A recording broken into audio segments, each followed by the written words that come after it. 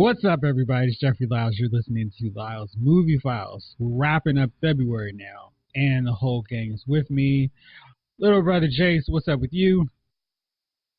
Nothing much, just working hard, trying to get this money and to start these podcasts. All right. Melvin Warren, the big gun, what's up with you? What's good, man? Everything's good. Also trying to get this money. Can I get the bag or whatever these young kids say nowadays? It's the bag.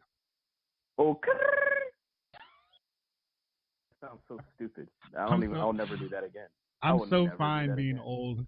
I didn't even imagine I would feel that good being old. But when I did that, I was fine being in my 40s. Yo, X-Men vs. Street Fighter came out like 21 years ago, like the other day. Yikes. Mm-hmm. I'm okay being old. Exactly. Chief, what's up with you, man? Everything's good. Everything is good. Shout out to the fellas. Shout out to the listeners. Nothing to complain about except my tax return. Yeah. You don't even get me started. That's a story for another time. Wait, I mean that didn't come through. Hey, what do you got to lose, Chief? All I can do the year I have a all I can do is giggle. Yeah. Don't even get me started, man. Don't even get me started. Shay King, what's up with you? I'm like, Chief, I'm wondering where my tax return go. I mean, Uncle Sam eat before me or any of my babies do. And he's still eating off kids. me. I know you hurting. Dude, they might as well have just gave me a gift card. I'm serious. They might as well just gave me a gift card. I know Bama's at O now for the first time. For the first time, yeah. You owe? Me? Oh, yeah. Maryland. Oh, I mean, yeah. Thanks, Don. Hey, man, listen. You got to pay for those trips to protest, teams protesting at NFL games, and then going off to golf every weekend somehow, right? Yeah, we got to pay for the trailer park buffet provided for Clemson. We pass the bill. Now wait a second. That's a low blow. There were some high quality cold fries on that buffet. Yeah. Some high quality room temperature hamburgers and fish fillet sandwiches. Wait a second. They're always room temperature, but they really are. Yeah. Well, fellas, let's start off with the big news of the week. The Oscars, the Academy Awards, were this past Sunday, and the big story was how are they going to manage without a host. I always swear up and down I am not going to watch the show because I know what's going to happen. Yet somehow, right on the red carpet, and then I watched until the inevitable disappointing Best Picture reveal. This year was very different in the sense that for, it was about 3 hours and 17 minutes. For about 2 hours and 30 minutes, the show was just fine. I mean, people who I was rooting for to win awards were winning the awards. There weren't any crazy upsets. Mahershala Ali won Best Supporting Actor like I wanted. Regina King won Best Supporting Actress. Chris Evans won Best Supporting Actor of an Actress. Everything was going according to plan. And then the Green Book won Best Original Screenplay. And I was like, wait a second. That's a fictional story. Where's Black Panther in the mix then? So from there, it started getting a little dicey. I'm always leery of when the Academy tries to go, all right, we're not going to even give a visual award to films that really showcase the amazing quality of visual work on these Hollywood films. So they had a category with visual effects, and the nominees were Avengers: Infinity War, Christopher Robin, Ready Player One, and First Man. Which one did you guys, have you all seen those films? First off, Jeff, I hate to tell you this, but when you saw that category, you really thought they were actually going to go with visual representation where some places had to make a whole new world and it looked believable? Or just the one where was supposed to be Best Picture contender all year until people saw it. You know what's funny? Funny? I went with my logic on that category was they're not going to vote for Avengers because even though Avengers should probably win in that one, I know they weren't going to go with that one. But I was like, First Man is the only Oscar bait film in that category, so let's take both of those out.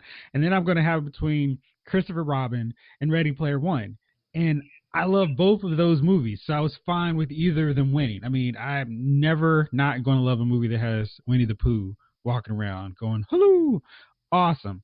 But, I'm thinking Ready Player One looked incredible. Why not? Let's go with that one. I mean, they created a whole virtual world. Let's do that. Nope, they go with First Man. And I was like, okay. I know y'all wanted to give old boy a little pat on the back for his movie that no one really liked.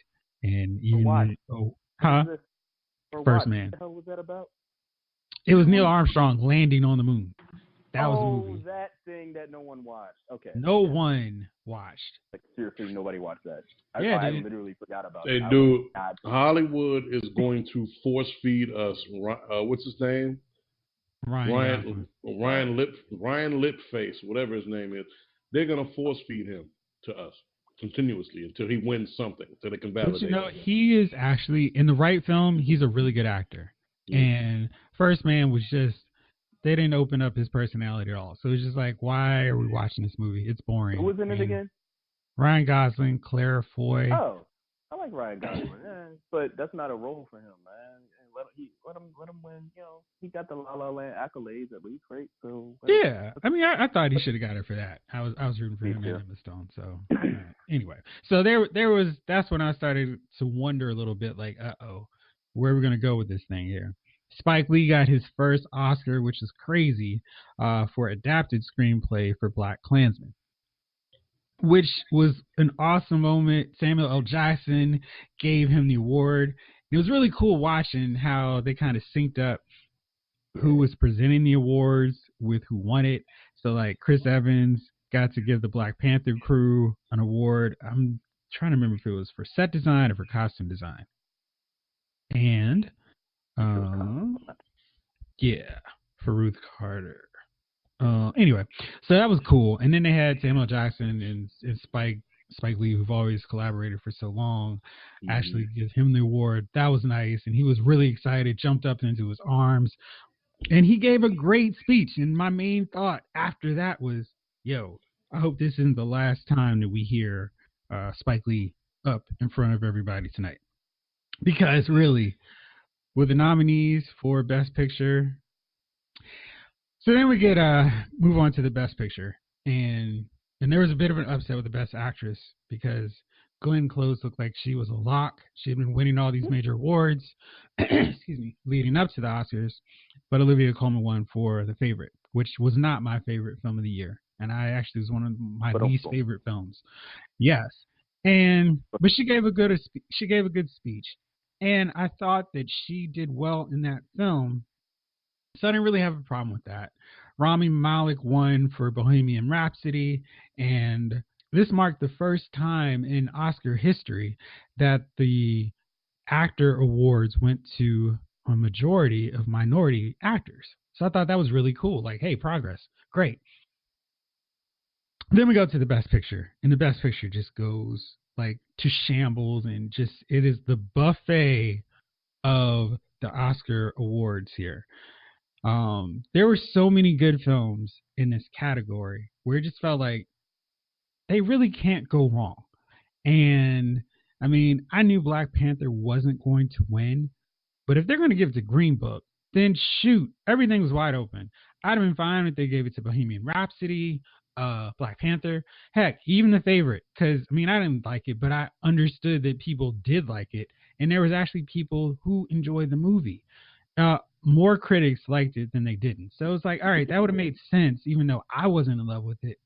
But I don't know if you guys heard, if you watched it, no one cheered when they were going over the nominations. You could hear the spoiler on who was going to win, because they would go Mahershala Ali for Green Book, and the most applause would come from him or for him, and it was like clearly he's going to win it, and that happened all night. So they would cheer, and it was like, okay, that's who they voted for, so that's who won. Not so much with the Green Book. Everyone was kind of silent, and then they went up, and it was like, and there's a great gif going around where Chadwick Boseman turns back to Michael B. Jordan like, ugh. And he echoed my thoughts exactly. It was like, yes, HU, exactly. That's how we're feeling on this. Bohemian Rhapsody really manipulates the Queen history, but it at least tells a good story and it like makes you feel good. Green Book makes one person feel good, and it's kind of like, okay.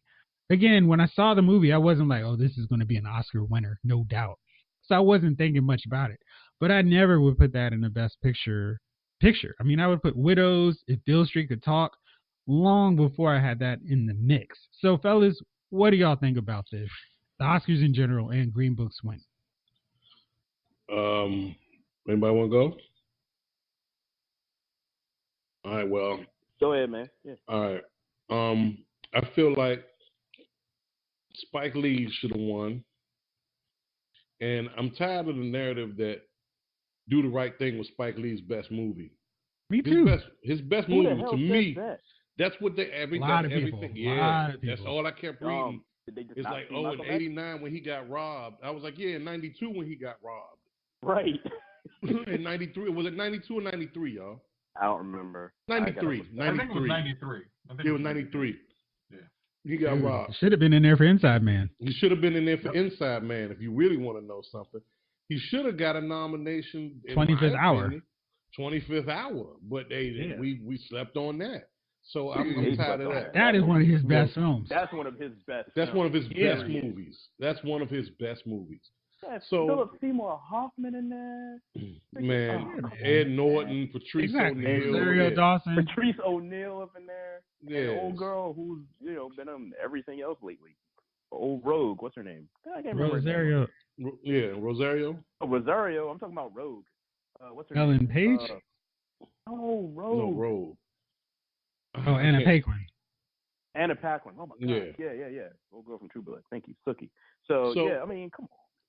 So yeah, that's another robbery.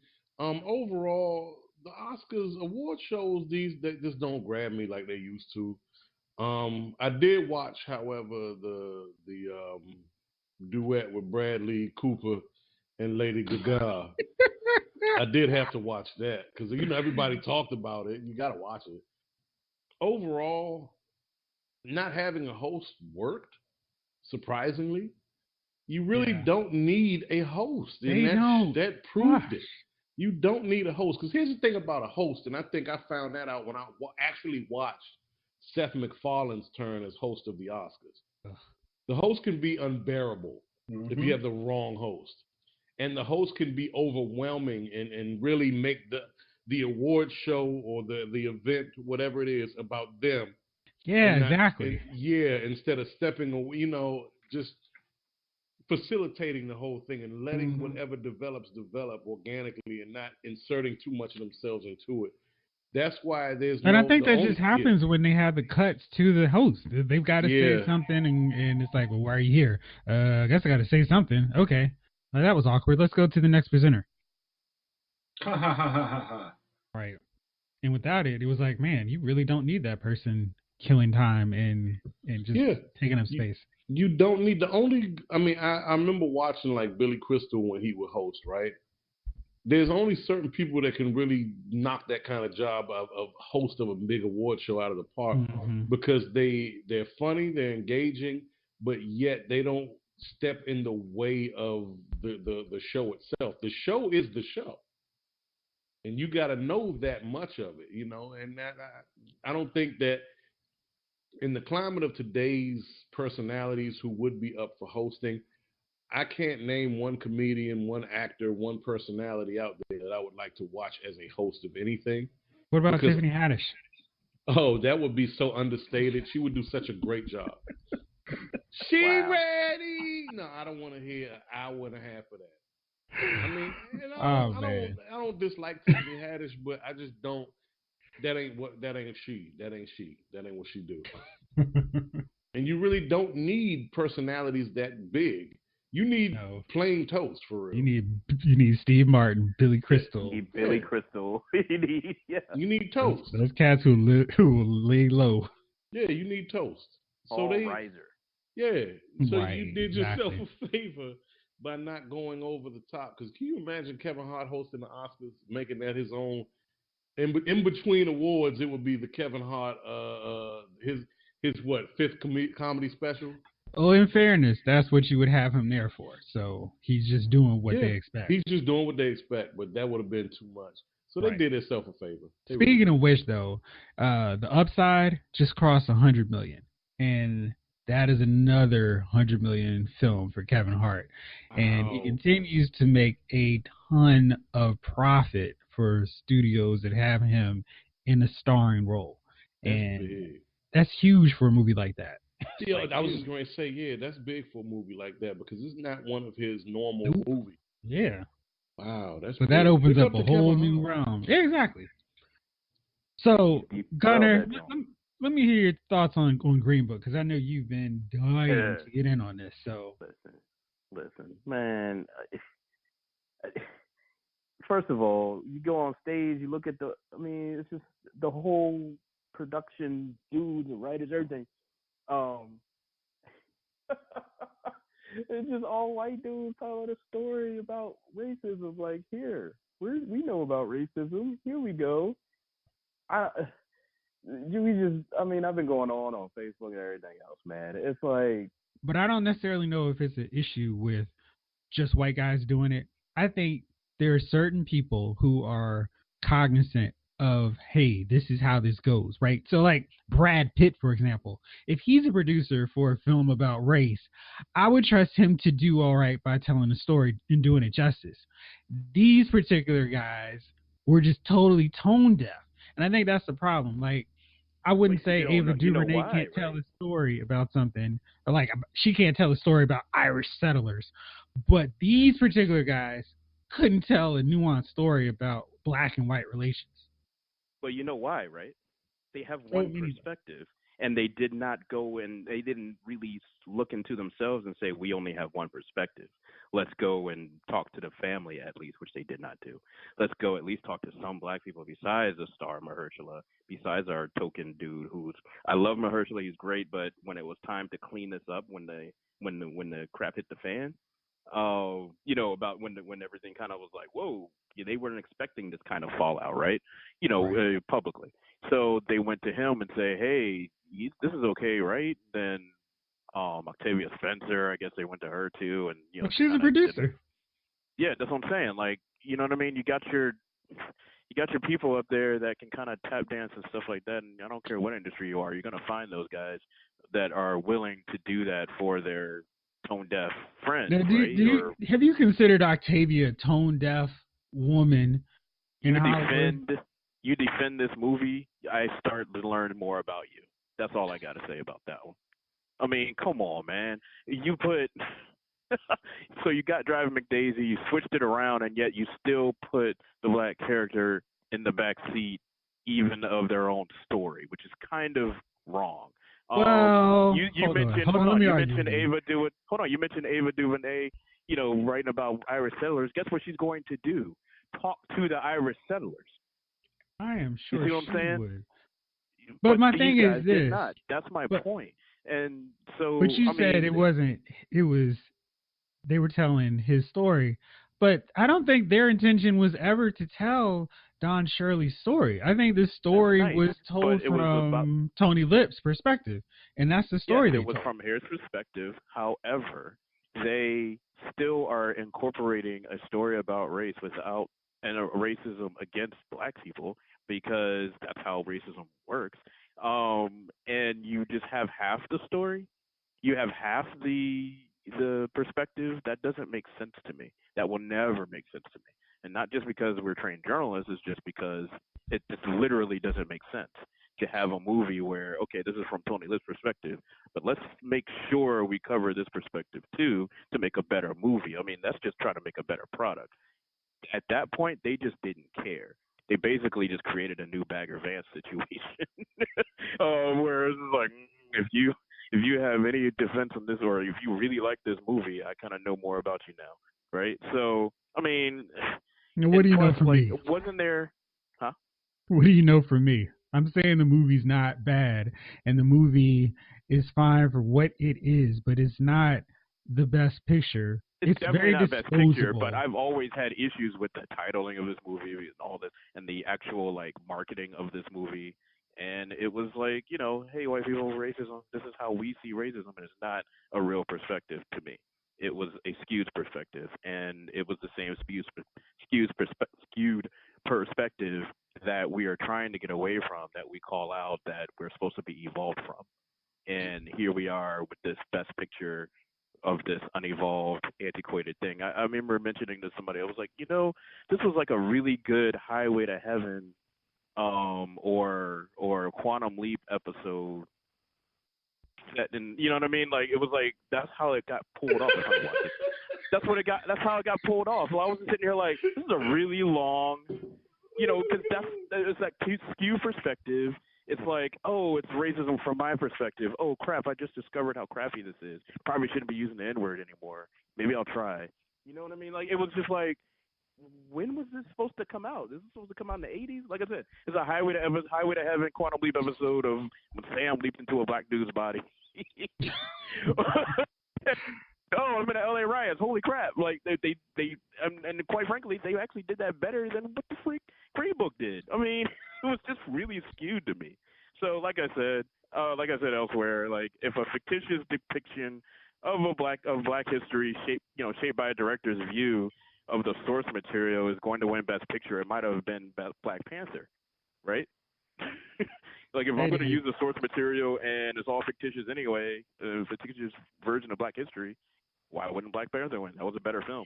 You know my point on it. I mean, and the whole thing is, I feel like with Black Klansmen there, all the people who just have an inherent bias against comic book movies and like, nope, I'm not even going to put this screener in my DVD or DVD or whatever. I'm not even going to watch it because it's a comic book movie.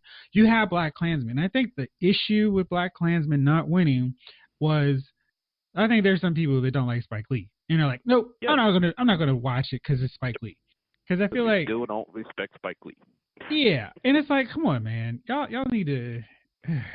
I was reading a story about an anonymous voter, and they broke down. They were being honest, as honest as you can be while being anonymous, and they were like, yep, I'm never going to vote for a movie with CGI. So I'm not going to give Avengers anything, and I'm not going to give he said Black Panther made some moves, but I'm not really going to give any comic book movie anything. And I feel like that sentiment is echoed far more than it should be with the older block. I think one of the big problems with the Academy Awards, they need an age limit. Like, you can still be a member of the Academy, but you can't be a voting member once you reach 70, maybe even 60. 50. I'll say 70. 50. Because it's just like, if you have this bias for so long, it's like me. Like, I couldn't be a Grammy voter because I think half the new music, give me Bad Boy, give me Death Row, that's rap, that's hip-hop. Well, that's give me Nas. But I'm not going to listen to this crap now and have the same ear and be like, oh, man, that's just as good as the old stuff I used to listen to. Because you're not going to throw a vote to Travis Scott. And somebody who's 18, 20, from 15 to whatever, 15 to 30, I guess, is going to be like, yo, what is wrong with this guy? He's stuck in his era. And that's part of the problem. And when you readily admit it, exactly, that's self-awareness. When you readily admit that you're not going to give a certain caliber or certain films that use a certain method to the film, the craft of the filmmaking, you've already taken yourself out of being a unbiased judge. You're just judging based on your own set of criteria at that point. Right. You're not a judge anymore. You're just, I'm a fan of this, or this is what I like, so this is what I want to see. And this same guy was saying, I assume it's a guy because it's just the way he was talking, said, Olivia Colman is a friend of mine, and let's be honest, we vote for our friends, so I want to see her win. And it's like, Jesus the way they hobnob and hang out with each other. Who's going to hang out? I mean, not who's going to hang out, but I feel like Spike Lee's not going to hang out with the majority of Oscar voters. Right. Right. Besides In the fact, he's people most who likely he insulted interacts all with. of them. I feel like too many of these Academy voters go in with so much bias and so much like, I'm not gonna do that. Oh, there's a comic book movie, not gonna watch that. I don't like that director. No, and I feel like Green Book won because it was one that more of the older emphasis Academy voters could look at as like, hey, okay, hey, that's breezy, that's a fun, non-threatening look at racism, because I think Black Klansman Right. really challenges racism, overt and subtle, and makes you take a hard look at yourself, especially with the ending where it's like, yeah, what's changed? And I think a lot of voters aren't ready for that. They'd like to go, oh, look, here's a biopic. That's fun. Or, hey, here's Christian Bale doing Cheney. Perfect. But they didn't want something that hard to make them think. And the way that Spike presented it is like, yo, what do y'all want? So anyway, Chief, what do you think about Green Book? Are you ever going to watch this movie because now it won Best Picture? No. I think Gunner turned me off of Green Book when we initially started talking about it before it even came out. And I've seen it on my Amazon Prime, and I was like, no, I'm not gonna do it.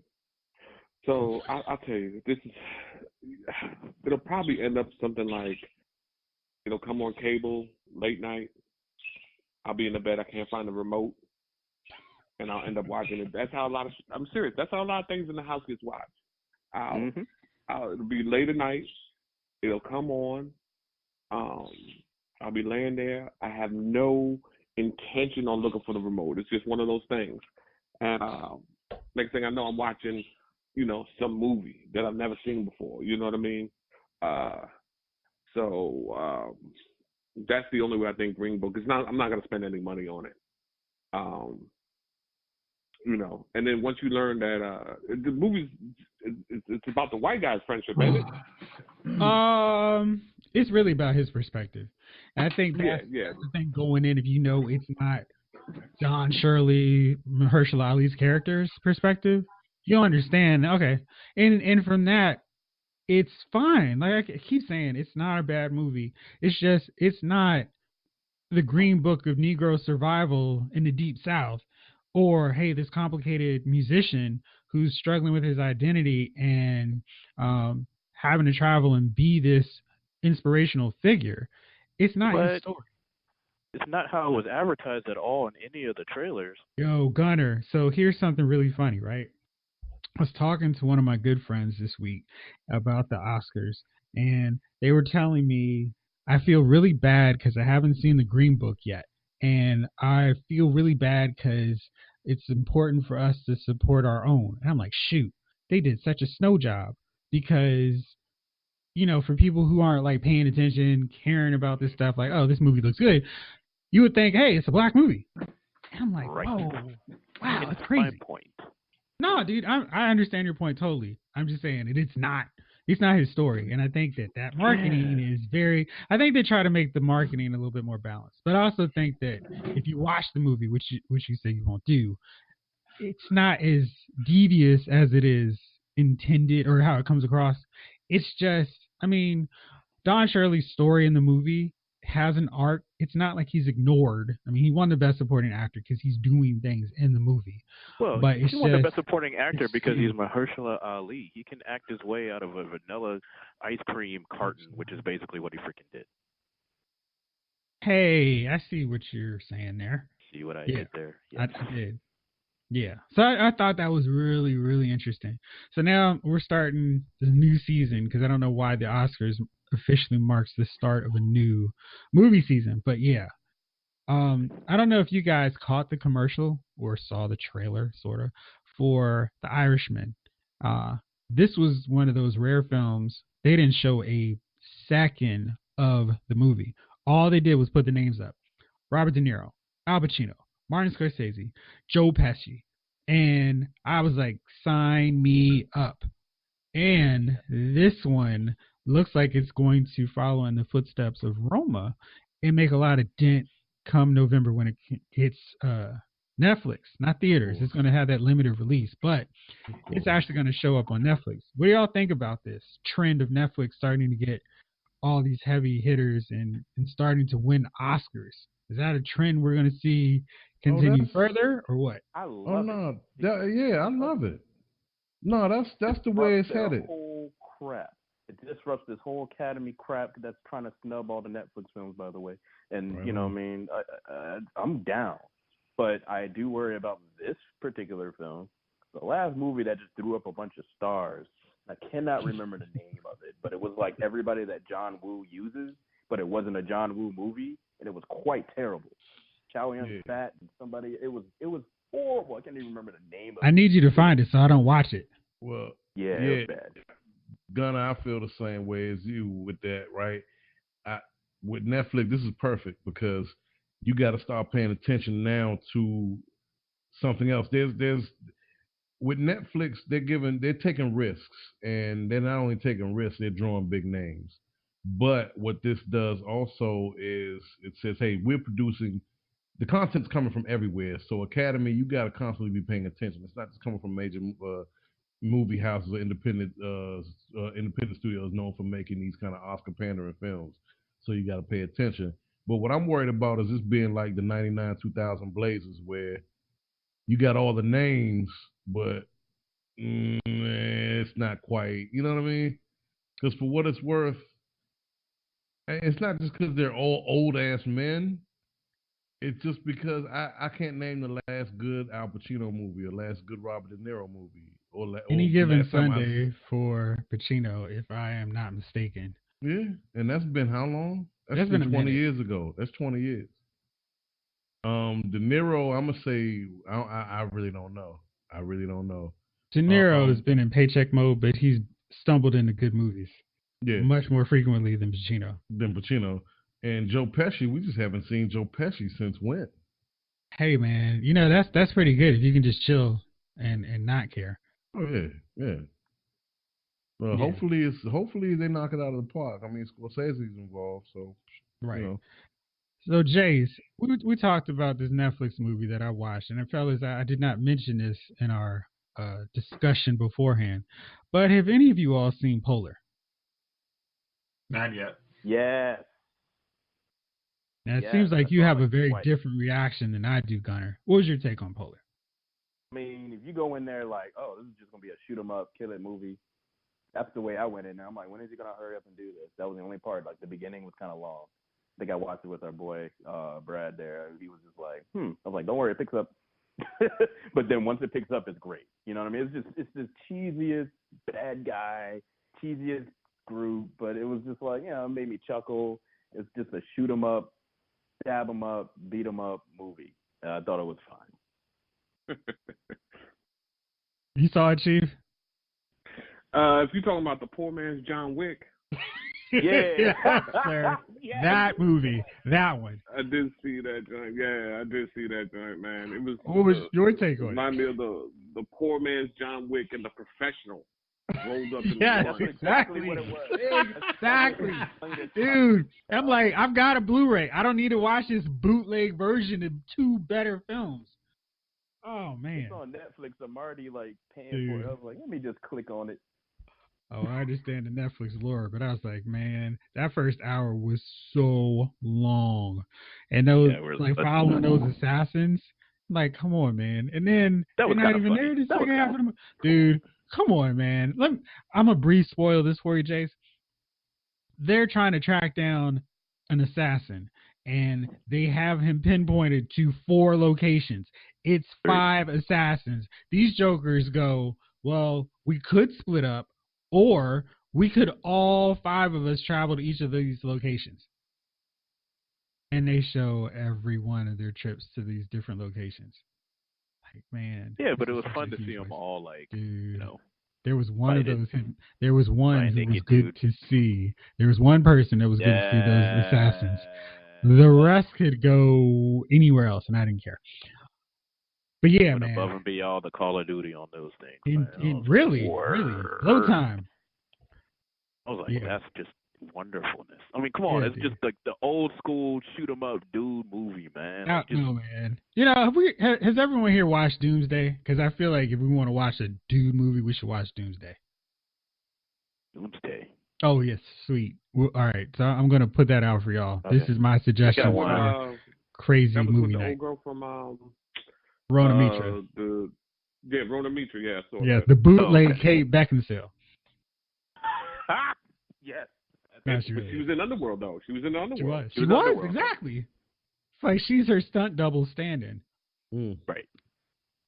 So Is this on Netflix? No, I haven't. But I'll set up a movie night because that movie is great. It's great. Can I throw out another? Can I throw out another Netflix film that's of the same caliber, if not better, than Polar there? You wouldn't have to work too hard for it. What is that one? The Revenger. I recommend it. It's just Did that come out this year or last year?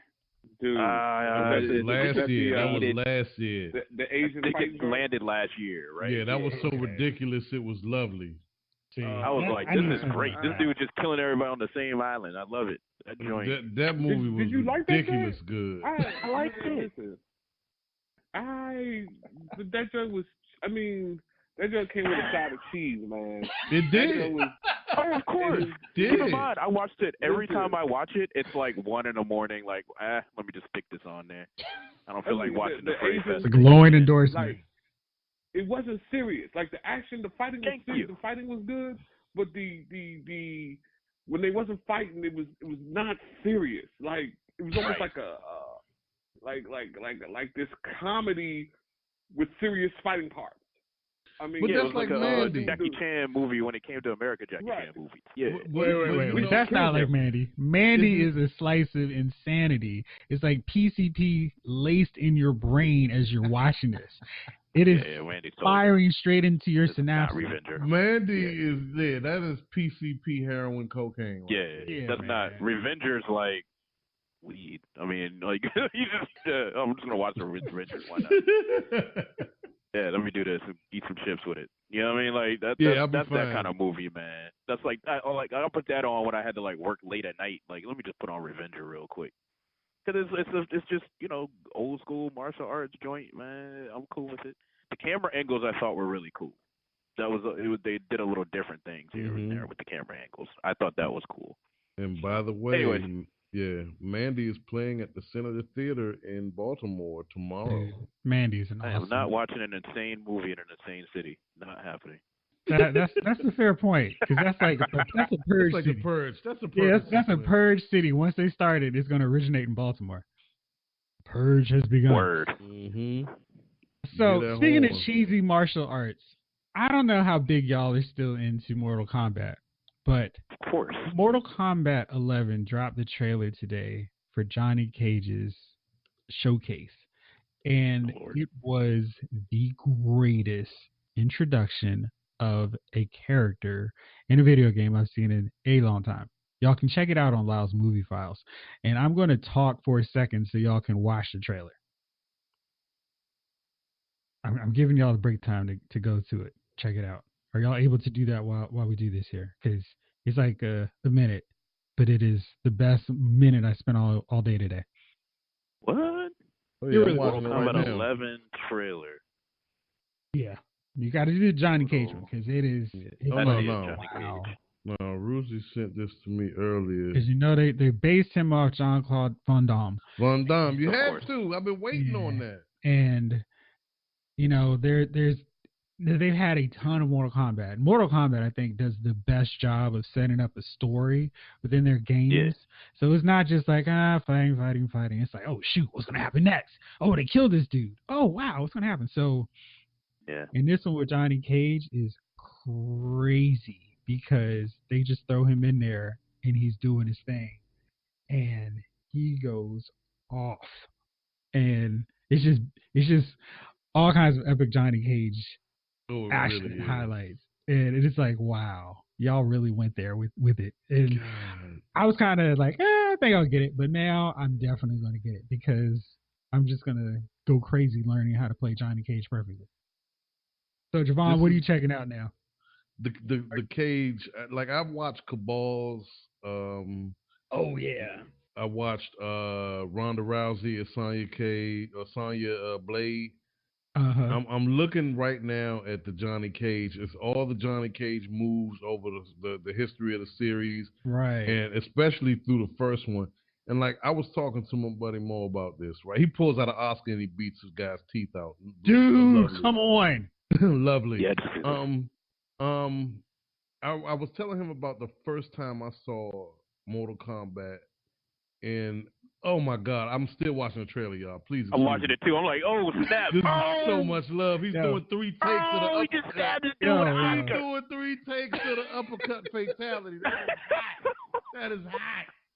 But I was telling him about the first time I saw Mortal Kombat, and I was like, dude, I was at the arcade in Marlow Heights by the Hex. Man, yes. The Outer yes. Limits. The Outer Yes. Limits. Yeah. Wow. Yeah. Dude, it was a Wow. line out of the arcade, and kids were lined up. I was like, what is going on here? And I'm pushing my little fat boy way up to that machine to see what's going on.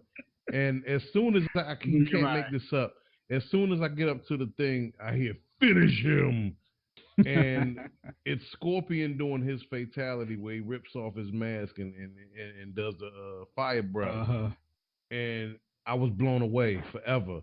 And it seems like, long story short, that feeling I got then at 11 years old, 10 years old, is the feeling I'm getting right now watching all these trailers for the Mortal Kombat 11. Did y'all see him calling the stunt double? Dude, that was come on, man. That's crazy hat. Crazy hat. That was a great. He's like, hey, oh my gosh, this is amazing. These are $500 sunglasses. Yeah, man. I was like, wow. They put out the Oscar. Did you see the Oscar? It was Johnny Cage. Oh my gosh. Dude, when he took 3 takes for the fatality. Wait, I that was hilarious. Do it again. He's like, who hired this guy? Yeah. And my man busts out the toy from the first one. I was like, wait. Yes. Okay, that's hilarious. Yes. Okay, that's hilarious. Man, it was awesome. So anyway, I saw that and was like, I got to share with y'all. Sunday marks the return of the Arrowverse, and Supergirl does its very highly original take on a classic Superman story. What's so funny about truth, justice, in the American way? And we knew that they were going to do this eventually because they introduced Manchester Black, Menagerie. So we knew that they were going to do their take on the Elite story. And the pictures are hilarious because they have John, who's not dressed as Martian Manhunter. We got him there. We've got Supergirl, of course. Brainiac, who's dressed like a regular human, and Dreamer. And I'm like, gosh, I really wish Supergirl would just create their own stories like Reign, because I thought that was really good until they went off the rails with it. But I think they're going to butcher this Superman story. Agreed. Yeah, Jayce, what do you think about this? And are you excited about the return of Supergirl? We'll use Javon's laugh for. I mean, the truth is, it's like Manchester Black was introduced in that Superman story, but they've kind of evolved his character since then on every other platform. So it's just like, why not use one of the newer, like, that he's taken up young metahumans or something, like, when they did for, what was it, Titans? Yeah, like Teen Titans. No, we're going to use this. And somehow Manchester Black hasn't had powers, but now he's magically going to get them, I'm sure, by Lena, Jeff, did you watch the last Supergirl? I'm going to go with no. I would say I missed it. Yeah, well, they pulled, let me just say, I'm going to skip because, you're not going to watch it. So they pulled a CW end of relationship. Hey, Lena, I don't think you should give the government this technology. They'll weaponize it. Nah, I don't care. Well, I think we should be done now. Okay, I guess so. Wait, so they broke up James and Lena? Yeah. That was the best part of Supergirl. Yeah, as a joke. I'm just gonna stop you from there. So, Thank you. and I it's do like appreciate it. the lamest. And then they came up with that lame outfit for Dreamer. It's like, wow, like just move her to the future because I have no. I just move her and Brady to the future before the season's over. I'd be a happier camper. I have something that I needed to share with you and Chief because I know you guys actually still watch Supergirl. I was talking to a buddy about Supergirl, and he was unaware of Dream Girls or Dreamers' Oh, complicated past, oh. and he was like, "Wait, she's an alien. How can she be transgender?" Well, see, she's a transgender. She's half human, half alien, which makes her because most aliens look like people, That's right? actually not true. What? But it works so well in Supergirl, like how they can't figure out who the damn aliens are, except when they go to the bar, which everybody goes to the alien bar looking like an alien. No, seriously, by the way they've done the aliens in this show, I don't understand how any human is like, oh, the aliens are just fine. I mean, again, I go back to what I said, a couple of weeks ago.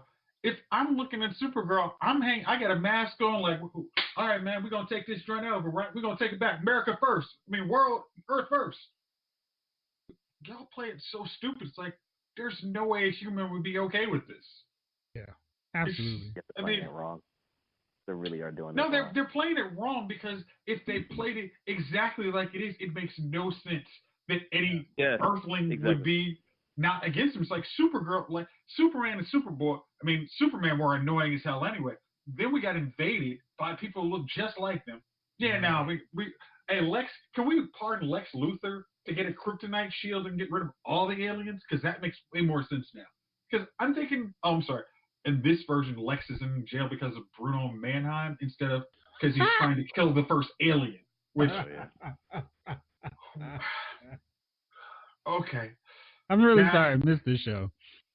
So my buddy was saying that, hey, why did they make Dreamer a transgender? And I was like, oh, because the actress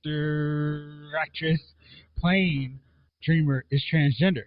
And I don't know if you've ever experienced this, fellas, but there's that look when you tell somebody that the woman is transgender, and it's that realization of like, what? That's weird. What? I'm not feeling comfortable with thoughts I had. Oh man, it was amazing. That would have actually been something you like take a picture, just like I don't want to say why I took this picture, but it's hilarious. He's like, well, hey, they did a good job because I thought they just got it cute. I'm like, you know what, that's a man response there because you're not gonna try to hide it. It's like, look. Well, that's pretty much what they've decided to go with Brainiac on this, which makes I'm still trying to figure out why Brainiac is trying to talk to the transgender person from the past, where if he does anything in the past, he's irrevocably screwing up the future.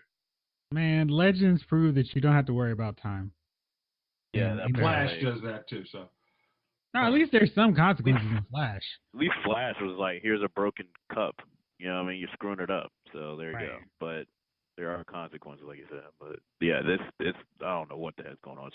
That whole universe just needs to be. I wish the Monitor destroyed that universe and not the other Flash universe. I have some news on that soon. So, Chief, you've been watching Supergirl. You're an avid Supergirl watcher. What's your take on what's been happening here? Supergirl has.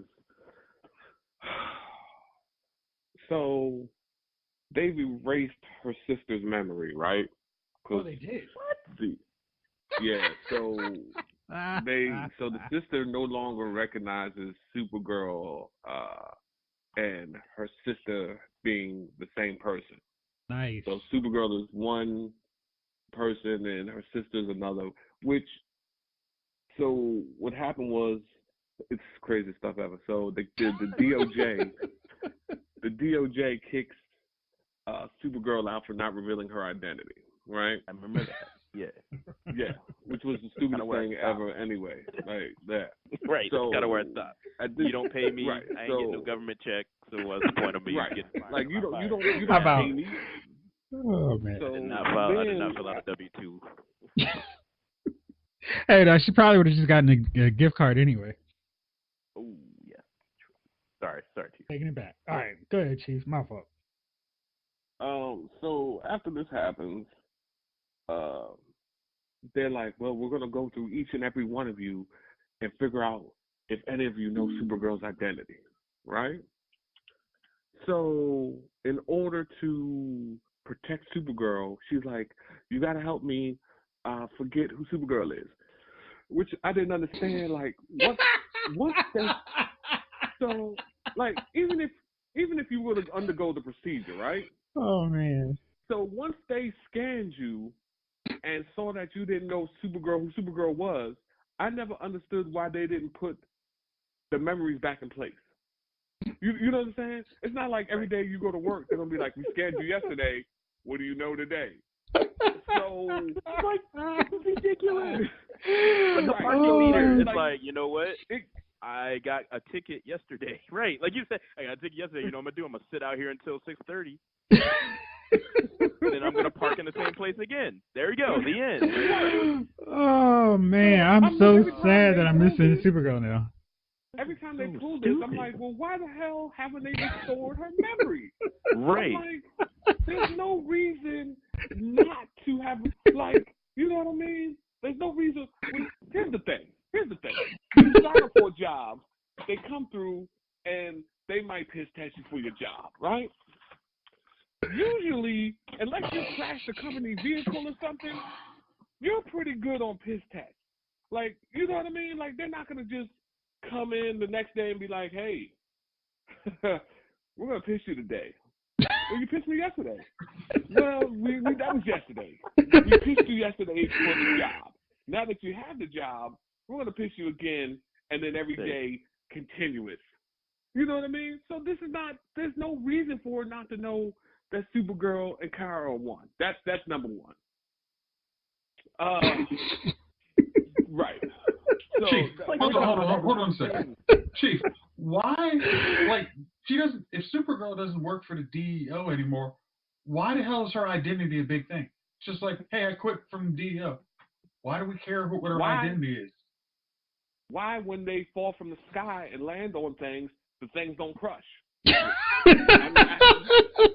have no idea. Maybe it's not in the budget to break that car. You know what I mean? Maybe it's not. Maybe it's too much. Ask the writers to come up with common sense theories, man. I mean, you already know the writers on this joint are high. We've already discovered that. Nah, man, they share them with legends, man. They gotta share them with legends because this is starting to get ridiculous. And so, it is what it is, man.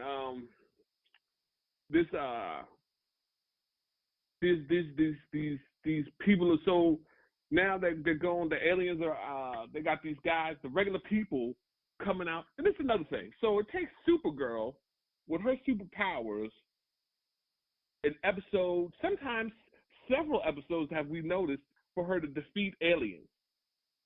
Now, guys are coming in with bats and sticks, right? So the six of us get together and we say, hey, we're going to whoop up some aliens tonight. And the six of us grab some bats. And we go and whoop ass on aliens.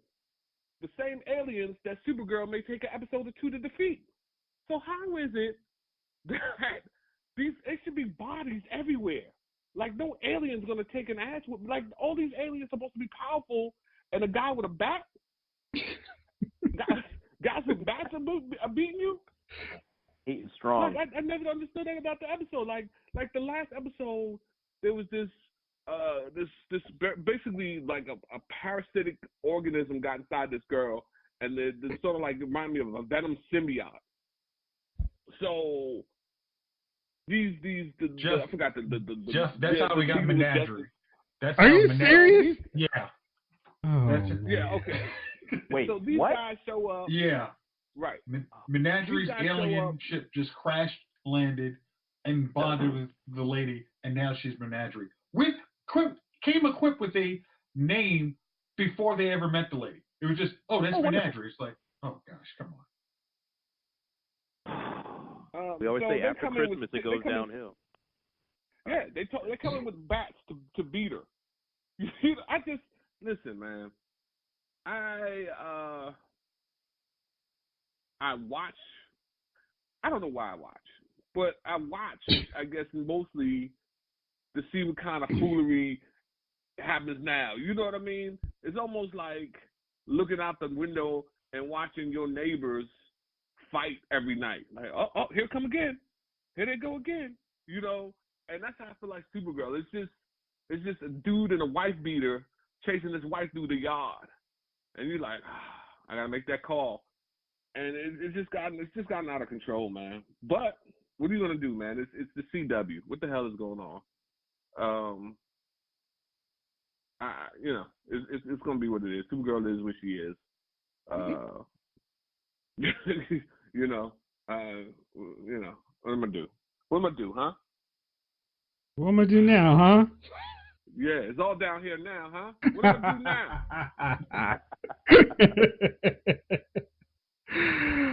now? Okay, so moving on to The Flash. I'm still behind, Jayce. I still haven't watched that last episode, but I am catching up on my favorite show, Gotham, because it's in its final season. It is in full does not care mode. They have gone. I mean, I know you guys don't watch it, but jeez, Gotham's so much fun right now. I watched the last part of the last season, maybe like the last 3 episodes of the last season. Started this season, and I'm like, yo, because you know me, I was always like, yo, cut to the chase, get to the Batman. This is the last season, I'm gonna watch it. You know what I mean? It was like Smallville, right? Like I watched the first couple seasons, first 3-4 seasons of Smallville. Then I got bored as hell because it was whack, and then I was like, all right, season 10, let's go, because this is supposed to be my man's supposed to put on a costume. Damn. Yo, I think Smallville got good once Green Arrow showed up. Smallville got good 9, 10, right? No, 10, just 10. Dude, they had Supergirl. Wait a minute, 10? You missed Zod. I think it was good before that. No, you I missed saw Zod. So what was Zod? Zod was 5? Zod was 9. No, there was Zod as Luthor. That was 5. Zod as Zod was 9. 9 was great. Season 10 was 9. Then I was right. Yeah, it was 9 and 10. 9 and 10 I was okay with. What was Doomsday, Jayce? That was 9 too, also. Doomsday was the same season as Zod? No, I guess that's wrong. That doesn't sound right. They're all that was season 8. I don't know. So you're watching Gotham now. Anyways, I'm watching Gotham for that same reason. I checked back into Smallville because I'm like, it's almost over. That's why I watched 9, because I thought it was almost over, and then I'm like, wait, this ain't the last season. Damn. I gotta watch another season of this dude. Come on, man. So I'm like, now we know. Okay. I was okay with 9, but I thought it was the end, right? So I thought it was the last one. So my expectations were different. Okay. Then season 10 came. I'm like, oh, okay, they're not done yet. Got it. Mr. Gold, all that stuff, right? The blur. Wow. But with Gotham, it's like, yo, you know this is the definite, or at least I know it's the definite end. They keep saying final season. Wonderful, right? I'm digging it, dude. Like, dude, right? I'm digging. I remember I couldn't stand this show, man. Now I'm like, yo, they finally cut to the chase. All right. They set it up so this man, you know what I mean? The Solomon Grundy thing last season. All of it was almost like, okay, these guys have really found their arc. They have. And it's funny because Gotham has been a show that's gotten better every season. And that's not normally the trend with these shows. Like maybe the first 3 seasons, like 1 or 2 are really good. And then they start going really inconsistent from that point. But Gotham, man, basically from the end of season 1, it's gotten better. And then they just keep upping the ante, doing crazier stuff. And now they have more people in costumes. And the costumes are like movie quality. Like, did you see the one with Scarecrow? Yeah, I was like, oh, hey, that's actually Scarecrow. That's Scarecrow. Yeah. Right. In a comic book outfit. And Oswald finally looking. Oh man. Pretty penguin. Yeah. Got a limp again. And they've always, they've done the deal with Riddler well. I mean, it's just like, yo. And then I won't spoil anything for people that haven't seen it. But I was trying to leave that one out too. I was like, but you know who I'm talking about. The 2 that they've done those 2 better than any version that they've done on the small screen. I mean, they're perfect. And it's like, wow, I wish we could do more. Cartoon. Yeah. Next to the cartoon, of course. But yeah. Yeah. I mean, live action, of course. Yeah. Oh, okay. Yeah. Whew. Yeah, so Gotham's Sorry. good. And if you don't watch anything, I really recommend checking out at least season 4 and into this one because it's been really fun. Yeah, I've really been season good. 4 most, or at least the last half of season 4. I'm like, oh, hey, Rachel, go. All right, cool. All right. Right. Yeah. They've done right by everything. And he's not in a costume yet, but the way they've got the trench coat and like the different colored gloves and boots, it's really giving that visual of Batman, even though he's not Batman yet, in a way that Like they didn't almost do there. with Smallville. Yeah. Right. It's like, okay, like he's not an there, adult, like, so that's great. He's got some first it was like a black T-shirt under it, and there's like no gloves or whatever. And now he's got the gloves. Yeah. Got a black like turtleneck. I was just like, right. Oh, and when he's fighting, it has that cape like look to it. Yeah. I'm like, man, I've watched a Batman show. If y'all want to go ahead and throw that on the DC Universe app. Thank you. Yeah. So Flash and Arrow they're feeling long now. They're feeling like shows that have a formula and they're not mixing up the formula. Arrow is just, it's all over the place to me. I am so frustrated with this show and its ridiculousness. They don't pay attention to what they do from one episode to the next, like literally.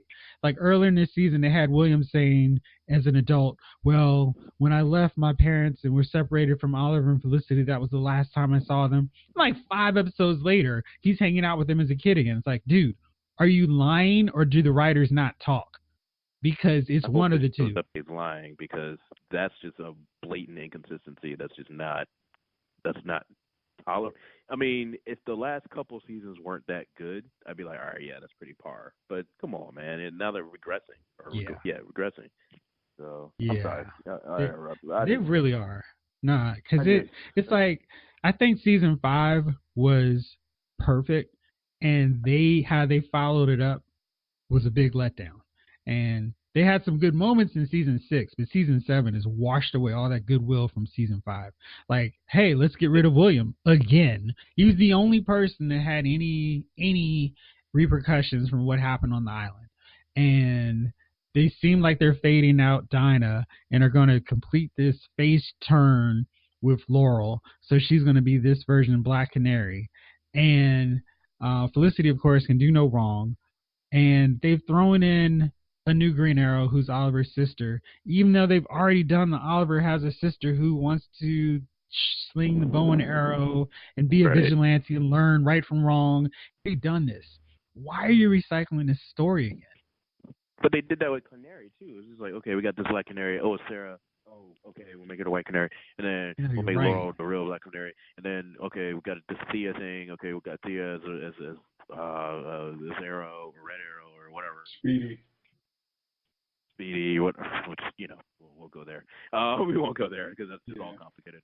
And then it was, and now we got his actual sister that was in the comic book that was actually slinging arrows. Like, wait, or his half sister. Exactly. Slinging arrows.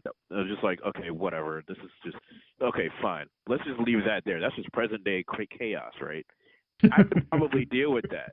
Probably deal with that. The future. Then you flash forward. First of all, my gosh. Flash forward. Whatever. Great idea on paper. What is the point of these flash forwards? Thank you. I don't know, man, because it's making it like, why are we watching this current day? Because it's not like a show like Lost where I'm cooked and like, oh, wow, how did they get to this point? How did they get off the island? And why are they trying to get back? I don't care about what's going on in the future. Here's my take on the future. Like, I love the concept. It sounded good on paper. It probably sounded good on paper, right?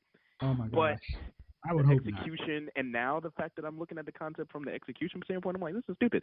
But philosophically, it's like, okay, we're watching Arrow, cool. You know what I mean? Like this dude, season 1, 2, 3, right?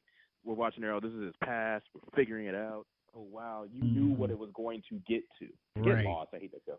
You knew what Arrow was going to get to. Now it's like, I don't know where you're going with the current plot. I don't know where you're going with the future plot. None of this is adding up, and like you just said, there's a blatant inconsistency, and they're going to keep doing it probably. And I hope it's just a omission of truth and all that, but it's just odd.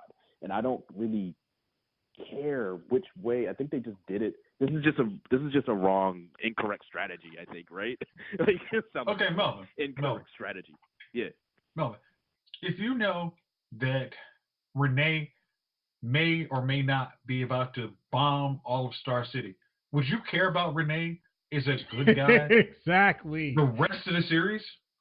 Exactly. He's a bad guy. So why am I invested in him hanging out with Zoe now? So even if you say, "Oh, this is all going to happen in 3 seasons," it's going to be the change on why he turns on him. No, I'm not going to stick around for. He's a side character. You can't make him the big. I mean, like if you say, "Hey, Felicity's the one bombing the city," maybe because I just want to see her get out. I mean, I just want to see her dead. But Renee is like, why? I mean, he's got the daughter. He looks like he's trying to do right, but let's make the minority guy the bad guy, or at least appear to be the bad guy as the red herring. Can we talk about the minority character? Yeah, can we talk about the Renee character? Like, what? Why? It's like they don't know what the heck to do with them in the present day either. They have no. I mean, the whole what's thing the point was of any of them? they should have dropped this whole Team Arrow after season 5, and I'll keep saying I that. agree. But season 5 was a perfect. Nothing happened in season 6 or this season that was like, oh man, I'm so glad Curtis survived on the island so he could do that. He didn't do anything, and Renee has been purposeless even longer. And he's just a dude that shoots guns and he wears a hockey mask. He could have gotten killed. I mean, I just think they could have milked so much more out of Oliver and Diggle and Felicity picking up the pieces. And maybe you put any one of those other Team Arrow guys on the shelf and write them off in a coma or something. So couldn't you? I mean, like Fia was in a coma for half the season, which right, and it didn't matter because she wasn't around beforehand anyway. Okay, so just like you could have had Zoe lose her father after recently just getting him back. That could have been a story. Curtis could have actually brought, Mr. Terrific around, Michael Hulk. That would have been nice. Yeah, my brother died, and now I'm going to be. Yeah, Black Canary. Yeah. We got a replacement for her already. Hell, we're doing it already. They could have had Vince come in as vigilante trying to get revenge for her getting killed. I mean, there were so None of many. That worked. Everybody should have died off that damn or season 6 for freaking Arrow. Done. It's like Felicity, except for his baby mama, who didn't matter at all, and then that gave us that crappy character of William, who sucks, by the way. It's like you think about it. You lose Felicity. That's like, hey, his biggest crutch is dead, so he's actually got to become a new hero. They wouldn't kill off Felicity, so I'm like, okay, you keep Felicity, can't kill off Felicity. But they could have killed off any of those other guys. And they shouldn't have killed Samantha because I thought that was just so whack. Like, oh, the one disposable character. And that just paves the way for Oliver to be a whack father who has a whack son who has no idea how to discipline, by the way. Oh, you lied and got kicked out of school? Oh, let me make you pancakes. What? Come on. But honestly, like, a better storyline would have been her pissed. It's like, hey, you know what? I brought you into my son's life for 5 minutes. Now he's dead because of your vigilante crap. Oh, I'm killing you. I'm talking to Talia, and me and Talia are going to kill you. I don't care how it's going to happen. We're going to kill you. Like, that could have been a great story. I think all of them should have died except for Diggle, Felicity, and frickin' Oliver, and kept Prometheus alive. He shouldn't have shot himself. He should have somehow the bomb should have triggered some other way. Everybody else died. The end. I'm actually fine with Prometheus killing himself because that sealed it like he was like this villain that Oliver couldn't beat. And I would be afraid that eventually they'd make Prometheus a good guy like Slade. And I'm fine with him staying a bad guy. No, it's like if he died and there was consequences, it would have actually been good. Like just killing baby mama wasn't enough. If you kill his whole team and then you got it, now you have an angry baby mama, your core team, everything's in turmoil because everything you worked for years is now gone. You've lost Quinn. You've lost everybody. Now, how do you pick up the pieces? Oh, we'll come back. We'll come back with the super crime syndicate that never mattered. Then we're gonna kill that super crime syndicate because it didn't matter. So much stuff. I think having Prometheus carry over as a villain and keep him as a villain, not make him Slade good guy, but keep him as a villain would have been a better arc. Killing everybody on the island. Keeping Prometheus alive to carry over versus this villain now who's in jail that they need him. Diaz. What's his name? Squad. We can't call him Suicide Squad because James Gunn has a movie and nobody at Warner Brothers knows how to Oh, this is sync anything so up. So stupid. This is yeah, dude, so dumb. they're dumb. And it's like, come on, we're all adults. We can understand. I mean, it's like we have a Flash TV show. Why can't you call him Suicide Squad? I mean, come on. Don't change the rules as needed. Right. So yeah. Anyway, so that's just Arrow. Um, are y'all still watching Black Lightning? I'm very far behind and just figuring I'm just gonna have to watch the whole season on Netflix. I'm far Chief, are you behind on watching Black Black Lightning? Lightning. I am watching Black Lightning. All right, give me the scoop. How's it been? Are you enjoying it now? It is. It was better in the beginning. It's kind of winding down now. They were. It was more exciting in the beginning. I think they were exploring, like there was different avenues they were exploring. Now it's like he never quite closes in on Tobias. Like so, I guess my problem with most of these shows are, for example, you catch a dude in the street mugging a lady, and you roll up on him, you capture him, whatever the case may be. Now you know this other dude is killing people. He's doing this. You know where he lives. I mean, the dude is not hiding in where he's at. But you never go to confront him. I don't know how that works. Like, uh, and then Tobias, like it, he's just he's like he's hired a teenage kid or a dude that seems like a teenager who lives with him now. Yeah. When there's no parent. I don't. How does this dude he looks like he's about, to be honest with you, he looks like he's about 18, and he's a super genius type dude. I don't even know how that happens. But he lives there with Tobias, and then Tobias has all this access and knowledge to these different top secret organizations, but he only you don't see him with his hands. He just sits in this house. Like, you don't see where all this knowledge is coming from. He's a dealer. He's a high level drug dealer in a sense. But on the other part of it, he's this. I can't explain it, but they never get to him. And it just drags. It's trying to drag. I think everything is kind of dragging on. I think that we talked about this, I don't know, 30 episodes ago. These things have to be shortened.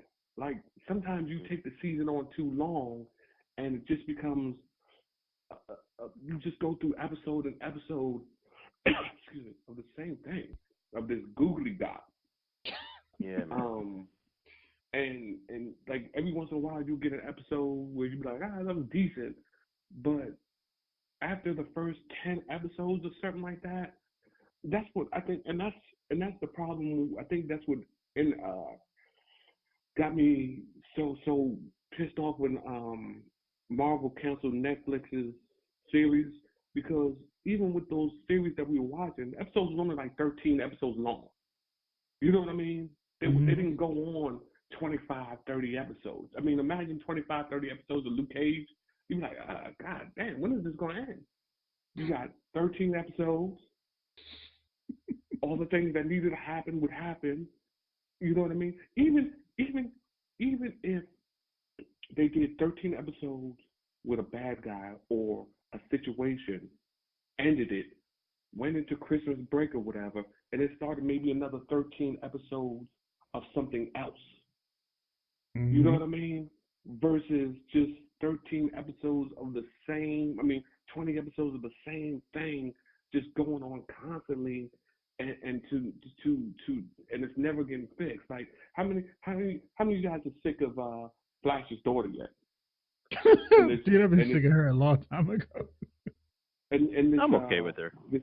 Well, this Reverse Flash thing has been going on for 6-7 episodes that. now. Like, Yeah, the plot. yeah, that's like well, her in general acting. no, like no, no, William. no, no, no, no. Yeah. Not in that case. But I'm just saying that storyline that never develops. Yeah. Like, she's just every time you see her, she's just talking to him, and they're talking vague. Right. You know what I Exactly. mean? That's what And it is. then- It's not the plan. Yeah. It's just like, There's like, so what are we gonna do? Yeah, I'll Right. tell you soon. It's like, come on, tell you, man. and then Right. I'll keep going. Exactly. Yeah, I keep calling it an arc, And- but there's no. It's like a No, straight it's line. a stretch. It's just up. Yeah. It's just up. You know what I mean? And then the last episode we watched, I'm getting off the Black Lightning for a quick second. The last episode we watched with the when she kept breaking the timeline, he stabs himself with his own.